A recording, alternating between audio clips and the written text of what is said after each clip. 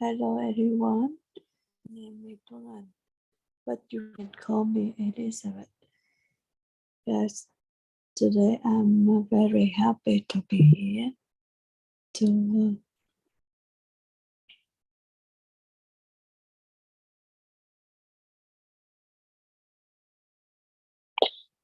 practice my English. And you know, this is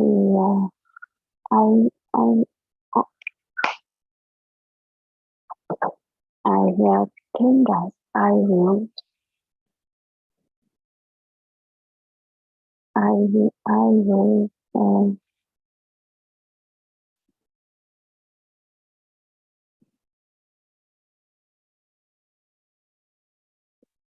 will show I will define my record part three part one I will listening part two I will reading and part three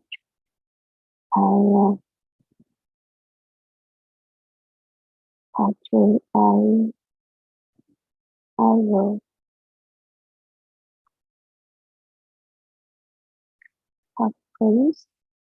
part three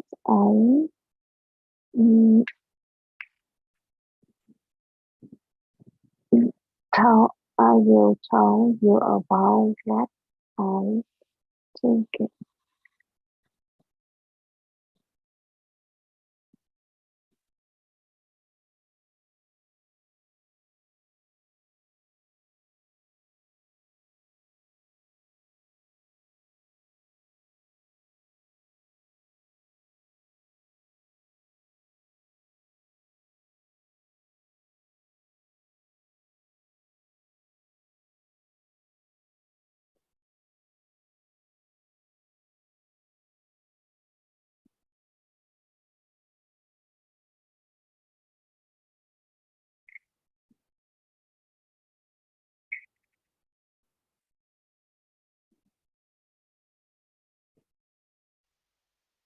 Section 1.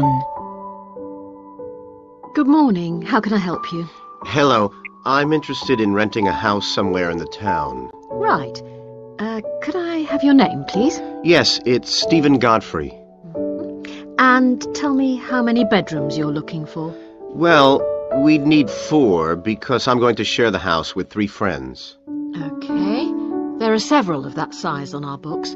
They mostly belong to families who are working abroad at the moment.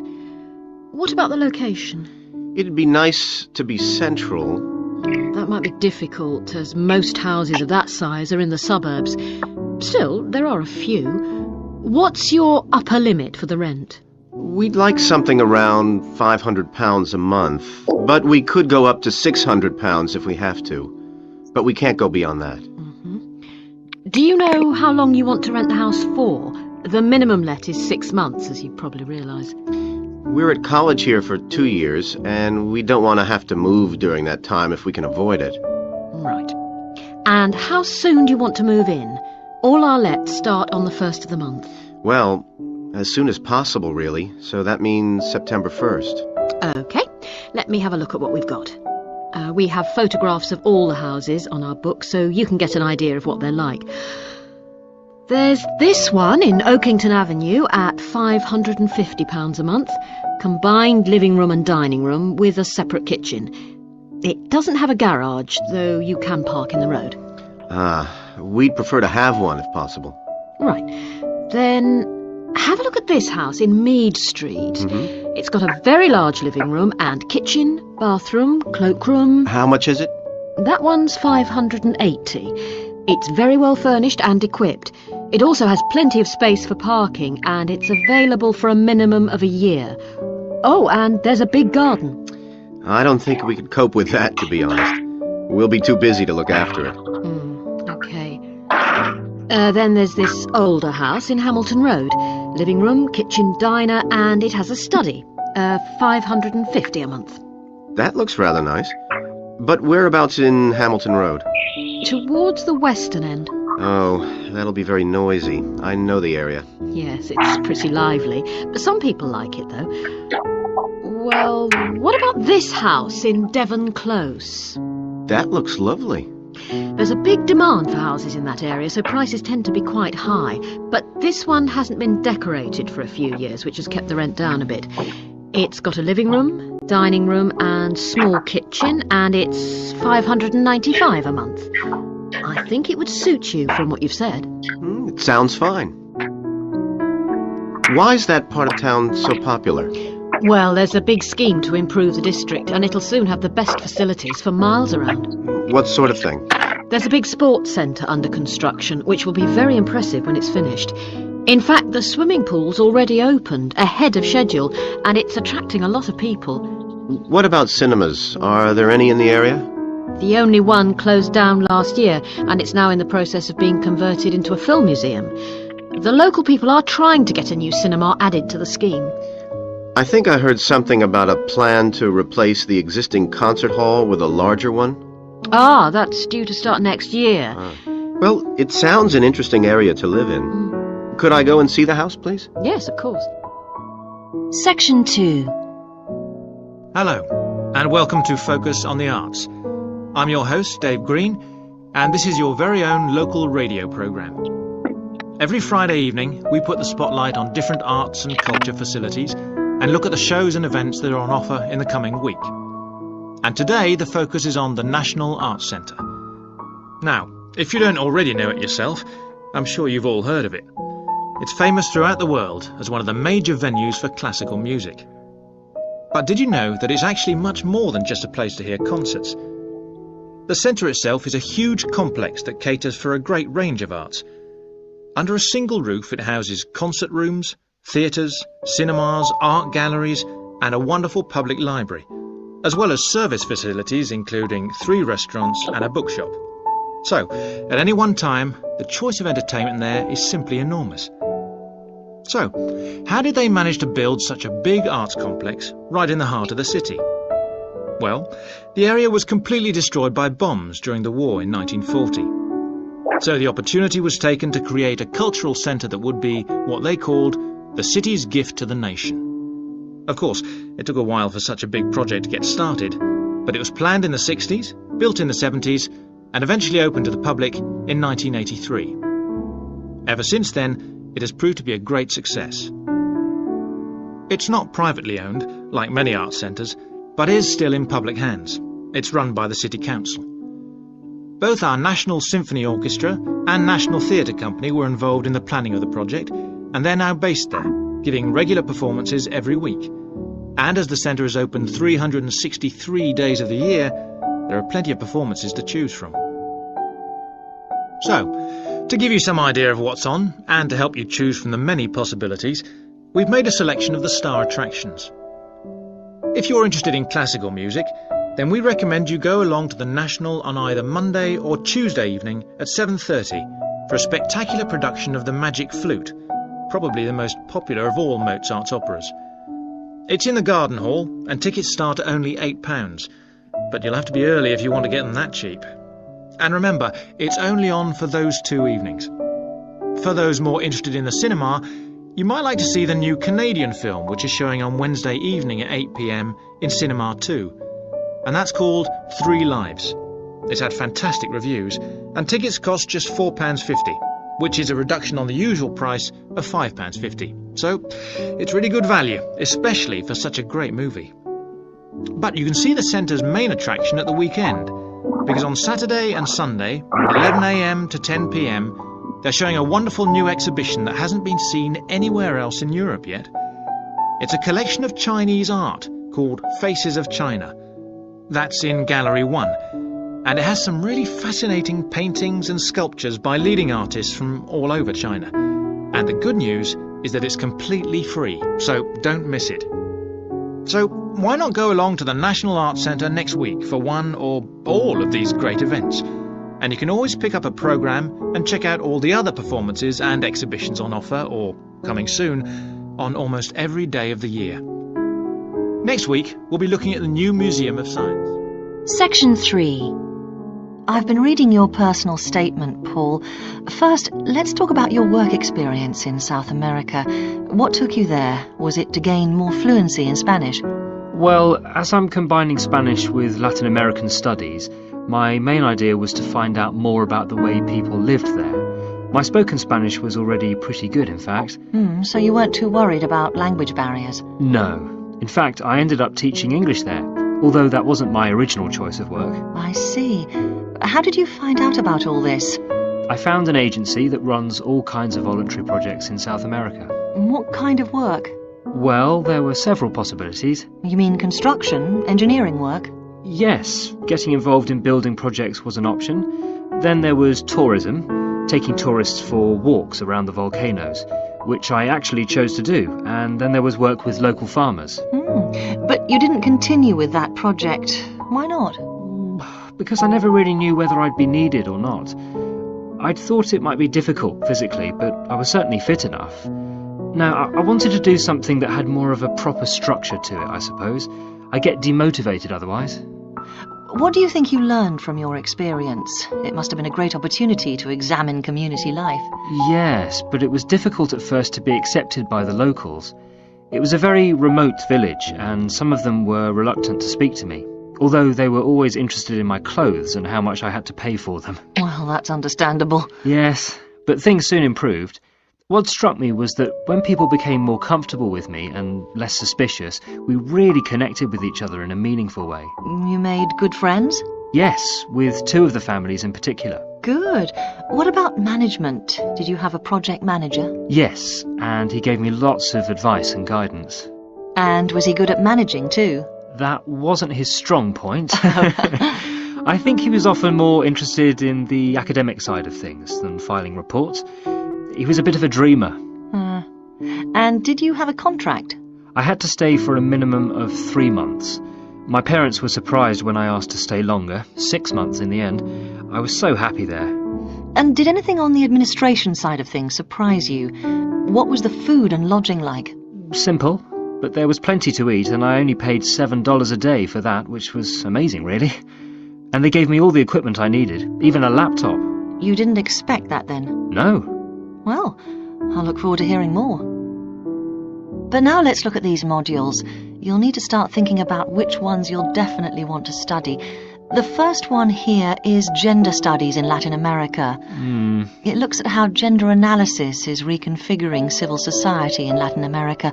Women are increasingly occupying positions in government and in other elected leadership positions in Latin America. I think you'd find it interesting. If it was to do with people in the villages rather than those in the public sphere, I would. Okay. What about second language acquisition? Do you think I'd find that useful? Well, you've had some practical experience in the field. I think it would be. I hadn't thought about that.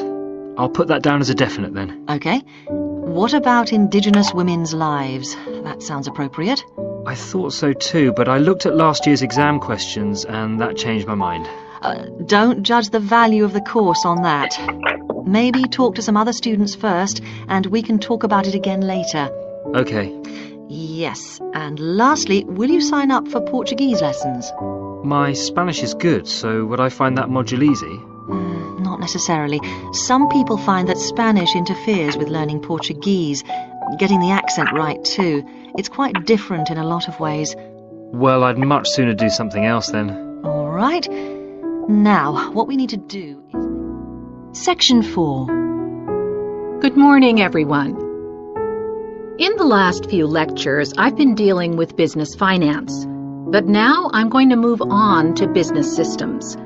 And in today's lecture, I'm going to talk about what can go wrong when businesses try to copy their own best practices. Once a business has successfully introduced a new process, managing a branch bank, say, or selling a new product, the parent organization naturally wants to repeat that success and capture it, if possible, on a bigger scale. The goal, then, is to utilize existing knowledge and not to generate new knowledge.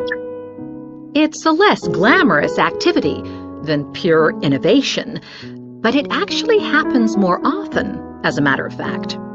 However, surprisingly, Getting things right the second time is not necessarily any simpler than it was the first time. Now, there's been a lot of research into how companies can repeat their previous successes, and it certainly hasn't been confined to the United States. It seems that most large industries are trying to repeat their own successes and manage the knowledge they've acquired. But even so, it has been shown that the overwhelming majority of attempts fail. A host of studies confirm this, covering a wide range of business settings: branch banks, retail stores, real estate agencies, factories, call centers, to name but a few. So why do so few managers get things right the second or third time? Let's consider one reason for failure: placing too much trust in the people who are running the successful operation, the experts, shall we say. Managers who want to apply existing knowledge typically start off by going to an expert, such as the person who designed and is running a successful department store, and picking their brains. Now, this approach can be used if you want to gain a rough understanding of a particular system, or understand smaller, isolated problems. The trouble is, even the expert doesn't fully grasp the whole thing, because when it comes to complex systems, the individual components of the process are interwoven with one another. The expert never has complete access to the necessary information. And the situation's complicated even further by the fact that experts are usually not aware of their own ignorance. The ignorance can take various forms. For instance, a lot of details of the system are invisible to managers. Some may be difficult to describe, learned on the job, and well known by workers perhaps, but impossible to describe in a way that's helpful. And there are some things that people know or do that they're not even aware of. Now, let's consider two types of mistake that can occur when a manager actually starts to set up a duplicate system to replicate a successful process. Firstly, perhaps he forgets that he was just trying to copy another process and starts trying to improve on it. Another mistake is trying to use the best parts of various different systems in the hope of creating the perfect combination. Unfortunately, attempts like these usually turn out to be misguided and lead to problems. Why? Well, for various reasons. Perhaps there weren't really any advantages after all, because the information wasn't accurate. Or perhaps the business settings weren't really comparable. More typically, the advantages are real enough, but there are also disadvantages that have been overlooked. For example, the modifications might compromise safety in some way. So, what's the solution? Well, I don't intend to suggest that it's easy to get things right the second time. It's not. But the underlying problem has more to do with attitudes than the actual difficulty of the task. And there are ways of getting it right. These involve adjusting attitudes, first of all. Being more realistic and cautious, really. Secondly, they involve exerting strict controls on the organizational and operational systems. And this, in turn, means copying the original as closely as possible. Not merely duplicating the physical characteristics of the factory, but also duplicating the skills that the original employees had. Reliance on a template like this offers the huge advantage of built-in consistency.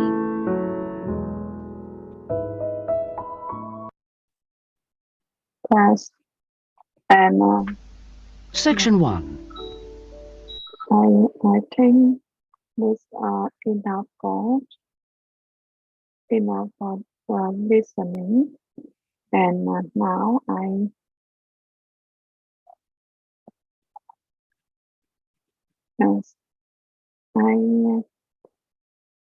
I have to talk about the communication. And how can I say? Yes, I feel now wait me moment I report it in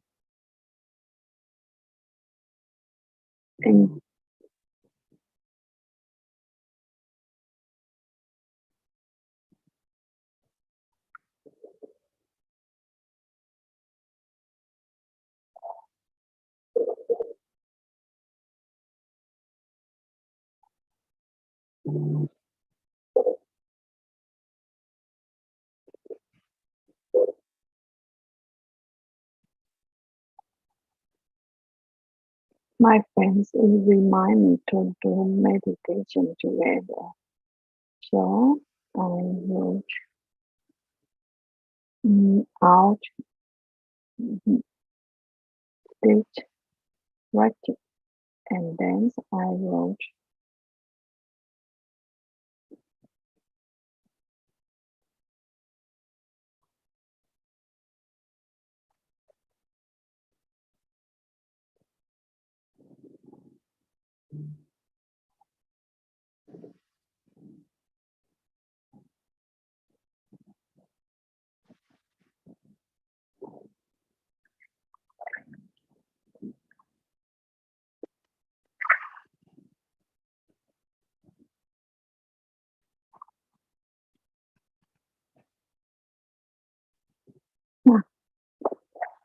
I think it's enough for practice.